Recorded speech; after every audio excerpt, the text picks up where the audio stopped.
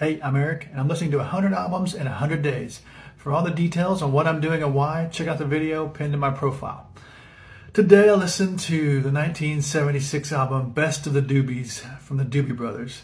Now I've tried to avoid including best of or compilation albums on this list just because I want to hear one moment in time for whatever band I'm listening to. But I've included this album more for nostalgia. If you've seen the original video I did, I had three categories: either nostalgia or classic albums, and then there's stuff I've never heard. And this was falling squarely into the nostalgia category. So this album came out in '76. When I was 8 or 9, so 78 or 79, I saw an episode of the show What's Happening.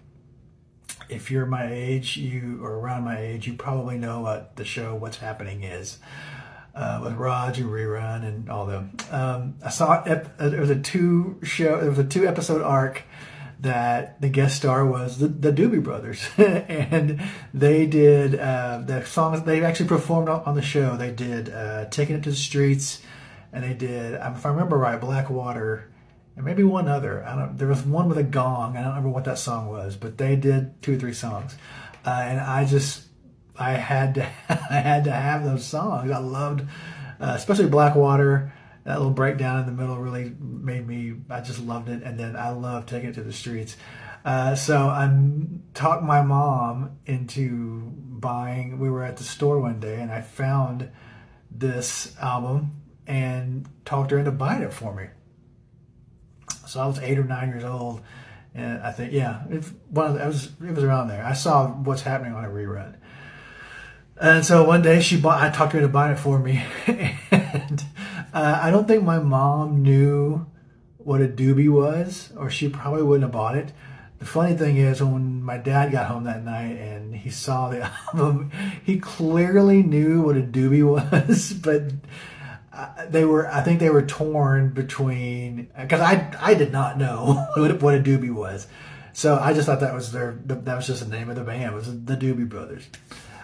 So they were torn with, because I could tell my dad was upset that my mom bought me the album. They were torn with, if we tell him we have to take it away, we have to explain what a doobie is, and he's 9 years old.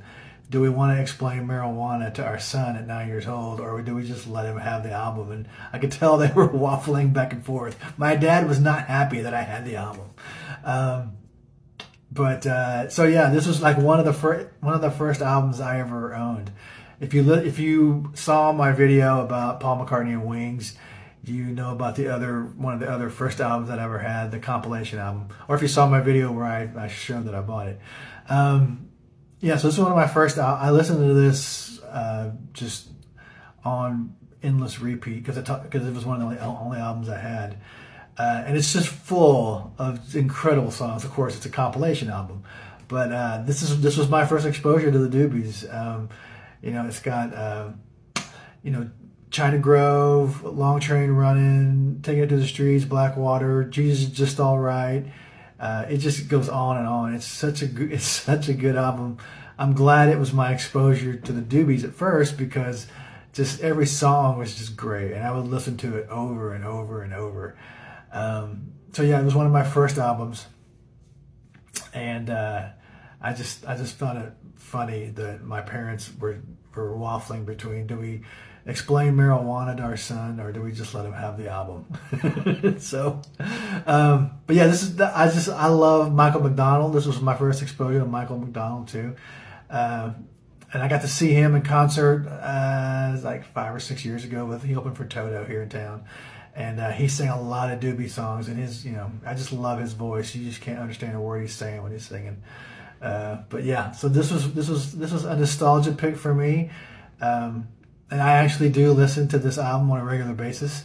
And there's a couple other Doobie albums that were newer than this, from the 80s, that I have listened to, and they're really good. They're just like I don't want to call them a jam band, but they're just a garage band that you'd see this kind of, if you've never listened to the Doobie Brothers, this is the kind of band you'd see at a bar that's just knocking song after song out of the park. They're just talented guys, just laid back. I always found it funny that the bass player sat on a stool and played while they were all on stage.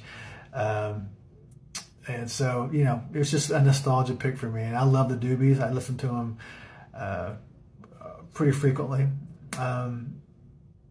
I've been in several cover bands, and we've actually covered China Grove, and so it was just a nostalgia pick. If you're a Doobie fan, if you're a Doobie, no, not if you're a Doobie fan, if you're a Doobie Brothers fan, let me know what you think of some of these songs, or what album is your favorite. If you've never heard the Doobie Brothers, this is the album to listen to, because every song is just out of the park, and I love it, and I still listen to this on a regular basis. So if you've never heard them and you listen to it, let me know what you think.